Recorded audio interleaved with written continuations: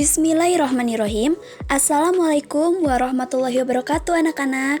Nah, kali ini adalah pertemuan pertama kita di mata pelajaran Ilmu Pengetahuan Alam di kelas 8.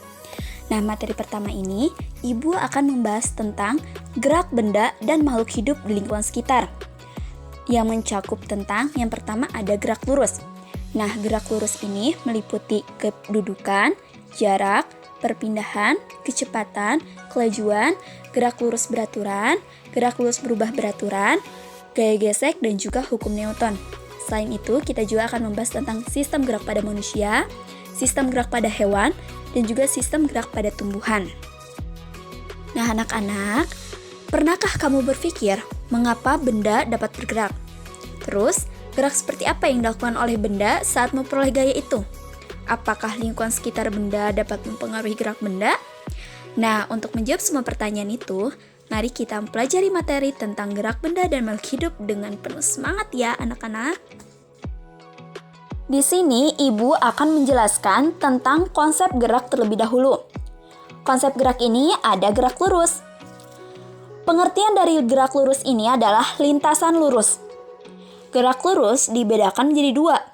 Ada gerak lurus beraturan atau biasa kita sebut dengan GLB, dan juga ada gerak lurus berubah beraturan atau biasa kita sebut dengan GLBB. Gerak lurus beraturan ini biasanya gerak lurusnya kecepatannya konstan. Sedangkan GLBB ini gerak lurusnya dengan percepatan yang konstan. Jadi perbedaannya itu kalau GLB kecepatan dan GLBB adalah percepatan. Kalian harus ingat ya. Nah, setelah itu gerak lurus ini terdiri dari kedudukan, jarak, dan perpindahan. Benda dapat dikatakan bergerak apabila mengalami perubahan posisi dari suatu titik acuan. Jarak merupakan panjang lintasan yang ditempuh. Misalnya, rumah Lucy ke rumah Denny berjarak 40 km. Perpindahan merupakan jumlah lintasan yang ditempuh dengan memperhitungkan posisi awal dan juga akhir benda.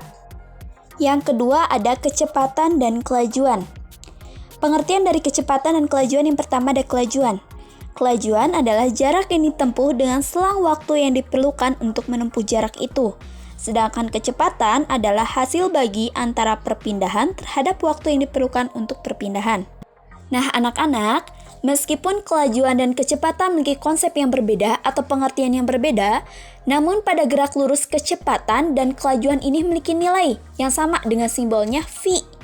Dan satuannya meter per sekon. Jadi, kecepatan dan kelajuan ini bisa disimbolkan dengan simbol pi dan satuannya dengan meter per sekon. Adapun rumus dari kecepatan dan kelajuan, dan kalian harus ingat rumus ini ya. Jadi, rumus untuk kecepatan dan kelajuan ini adalah pi sama dengan S per T. Keterangannya kalian bisa lihat di layar ya. Nah, setelah itu, dalam kehidupan sehari-hari ini sulit untuk mempertahankan gerak suatu benda dalam kelajuan yang tetap. Hal ini berarti laju suatu benda selalu mengalami perubahan.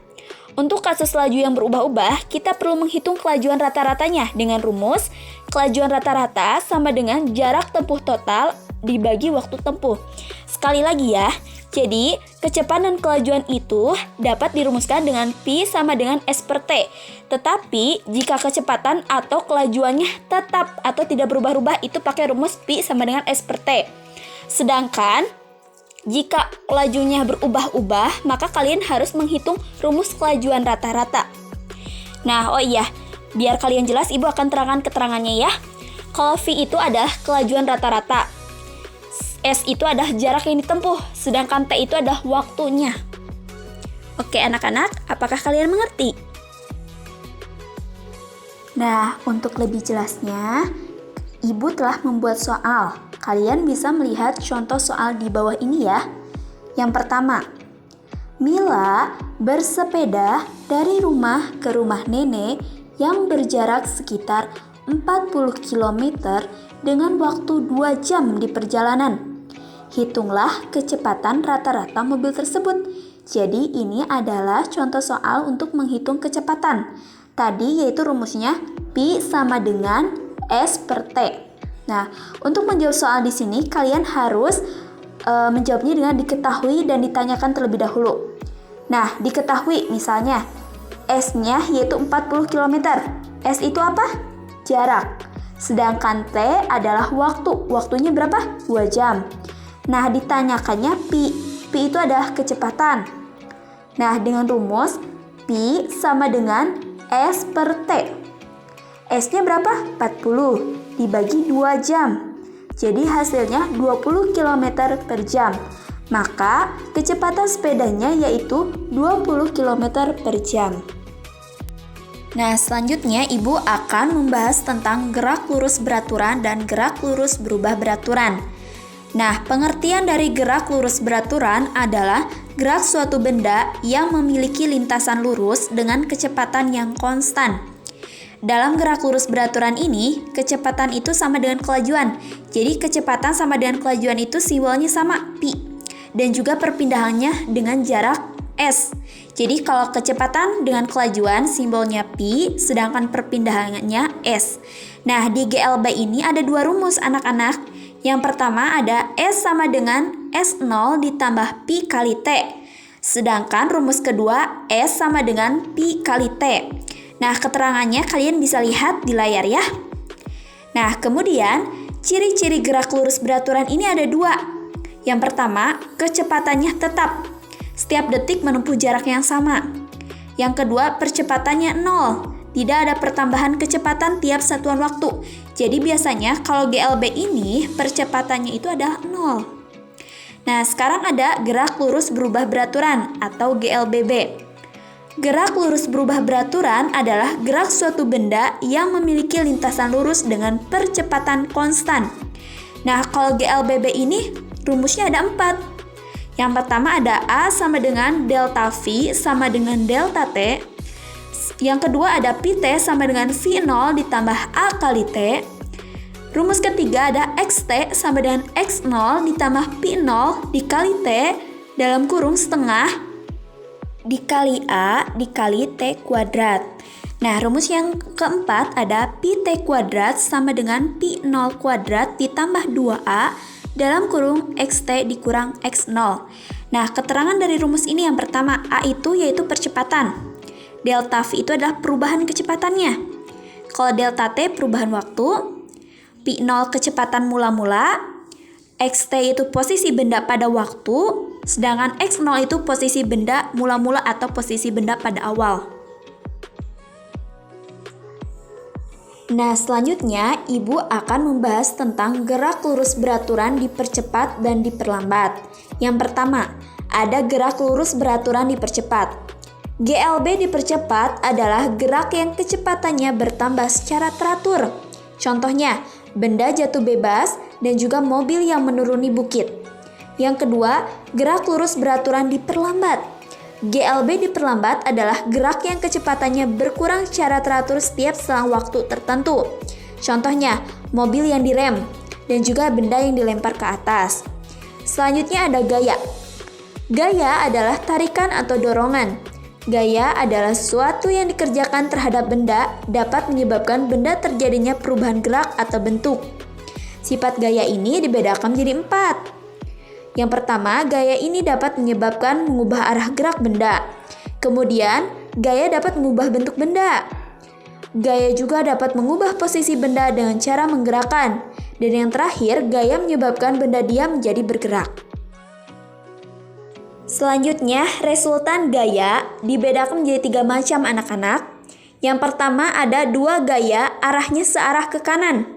Dapat dirumuskan dengan F sama dengan F1 ditambah F2. Kenapa Ibu rumusnya ditambah? Karena si panahnya atau arahnya itu ke kanan. Yang kedua, 2 gaya arahnya searah ke kiri. Dapat dirumuskan dengan F sama dengan minus F1 ditambah minus F2. Mengapa negatif Ibu? Karena arahnya ke kiri atau vektor anak-anak. Nah, yang terakhir ada 2 gaya saling berlawanan. Jadi, gayanya itu ada yang ke kanan, ada yang ke kiri, jadi berlawanan. Dapat dirumuskan dengan F sama dengan F1 ditambah F2. Mengapa F2 negatif? Karena arahnya ke kiri anak-anak, sedangkan F1 itu arahnya ke kanan, jadi positif. Yang kedua ada gaya. Gaya adalah tarikan atau dorongan. Gaya dapat dibedakan menjadi 2 anak-anak, yaitu yang pertama ada gaya tas sentuh dan juga gaya sentuh. Nah, kalau gaya sentuh yaitu gaya yang membutuhkan sentuhan langsung dengan benda yang dikenainya. Contohnya gaya otot dan juga gaya gesek. Yang kedua ada gaya tak sentuh, yaitu gaya yang tidak membutuhkan sentuhan langsung dengan benda yang dikenai. Contohnya gaya magnet dan juga gaya gravitasi. Nah, selanjutnya ada hukum Newton. Ada hukum Newton 1, hukum Newton 2, dan juga ada hukum Newton 3. Nah, kalau hukum 1 Newton itu contohnya seperti mobil yang tiba-tiba direm mendadak, maka kalian akan terdorong ke depan. Sedangkan hukum Newton 2 adalah jika gaya bekerja pada suatu benda, maka benda itu menerima percepatan yang besarnya sebanding dengan gaya tersebut dan berbanding terbalik dengan massa benda tersebut. Maka rumusnya bisa A sama dengan F dibagi M. A itu adalah percepatan, F itu adalah gaya, sedangkan M itu adalah massanya. Sedangkan hukum Newton 3, yaitu jika sebuah benda menerima gaya dari luar, maka benda akan memberikan gaya yang sama besarnya tetapi berlawanan arah. Contohnya, ketika kalian mendorong dayung ke arah belakang, maka perahu pun akan bergerak ke depan. Nah, anak-anak, di sini ibu telah membuat soal atau contoh soal. Nah, biar lebih jelasnya, kalian pahami contoh soal ini ya. Yang pertama, mobil-mobilan bermassa 2 kg diam di atas lantai licin. Kemudian diberi gaya tertentu dan bergerak dengan percepatan 3 meter per sekon kuadrat. Berapakah gaya yang diberikan pada mobil-mobilan? Berarti yang ditanyakan itu F-nya atau gayanya, anak-anak. Nah, kita di sini akan menjawabnya ya. Diketahui terlebih dahulu. Diketahui M atau massanya itu 2 kg. Sedangkan A atau percepatannya adalah 3 meter per sekon kuadrat. Nah, dengan rumus F sama dengan M kali A, kita masukin. M itu massanya berapa? 2 kilo. Nah, A-nya itu percepatannya berapa? 3 meter per sekon kuadrat. Maka 2 dikali 3 sama dengan 6 Newton. Contoh soal yang kedua. Saat mendekati lampu lalu lintas, mobil yang awalnya bergerak dengan kecepatan sebesar 72 km per jam atau 20 meter per sekon diperlambat hingga 0 km per jam dalam selang waktu 5 sekon. Berapakah perubahan kecepatan mobil dalam setiap sekonnya? Berarti yang ditanyakannya itu kecepatan. Kalau kecepatan berarti GLBB atau gerak lurus berubah beraturan. Nah, sekarang kita terlebih dahulu diketahuinya. V0 itu adalah kecepatan awalnya, yaitu 72 km per jam, sama dengan 20 meter per sekon. Sedangkan Vt-nya adalah kecepatan waktunya, 0 km per jam, sama dengan 0 meter per sekon. Kemudian, delta T-nya atau waktunya yaitu 5 sekon. Nah, dapat memakai rumus A sama dengan delta Pi dibagi delta T, sama dengan 20 dikurang 0 per 5 sama dengan 4 meter per sekon kuadrat. Nah, selanjutnya ada soal yang ketiga. Sally naik sepeda dengan kecepatan tetap 6 meter per sekon selama 10 menit. Maka, jarak yang ditempuh Sally adalah, nah diketahui kecepatannya berapa? 6 meter per sekon.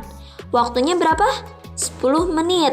Maka yang ditanyainya jarak. Nah, kalau jarak tadi rumusnya adalah S sama dengan Pi kali T. Berarti V-nya berapa?